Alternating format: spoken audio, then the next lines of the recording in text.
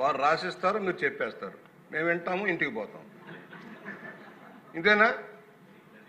న్యాయం జరగాలా అక్కర్లేదా? రాష్ట్ర ప్రజలకు మేలు జరగాలా అక్కర్లేదా? ఇంకా అధికార గణంలో మార్పు రాలే. గత ప్రభుత్వం నాడగా నడుస్తూ ఉన్నారు. పొరుగుంటి పొర్లకూర రుచి అని చెప్పాను. ఈ రాష్ట్రంలో ఉత్పత్తి అయిన వస్తువులు మార్కెటింగ్ చేసుకోలేకపోతా ఉన్నాం. ఇవాళ మీకు ఏదైతే 70 లక్షల టన్నులు మీరు సేకరిస్తా ఉన్నారు ధాన్యం, 67% చొప్పున 46,50,000 టన్నులు దాదాపుగా బియ్యం వస్తుంది.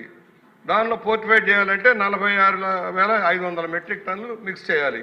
మీరు ఇవాళ టెండర్ పిలిచింది 33,000 టన్నులు పిలిచారు. మీరు చెప్పింది 4 సంవత్సరాలు అన్నారు. నేను 10 సంవత్సరాలు లెక్క పేరు వేడిన పిలిచాను. పక్కన మంత్రి గారు ఉన్నారు, ఆయన్ని కూడా అడుగుదాం సలహా. ఎందుకంటే ఎస్ఎంఎస్లు ఆయనే కదా మంత్రి గారు, ఎస్ఎంఎస్లు మంత్రి గారు ఆయనే. వాళ్ళు అసలు మీ డిపార్ట్మెంట్ దగ్గరికి వెళ్తే అసలు మీరు మీ రిజిస్ట్రేషన్లోనే లేదు పోమన్నారు, ఎస్ఎంఎస్కి అవకాశం లేదు పోమన్నారు. మీ దగ్గరే నీతి వ్యాఖ్యలు చూస్తున్నారు. వాళ్ళ ఆఫీసులకు వెళ్తే వాళ్ళు ఎలా బిహేవ్ చేస్తారో మనం కూడా చూస్తూ ఉన్నాం. వాళ్ళ లెక్కపత్రం లేదు.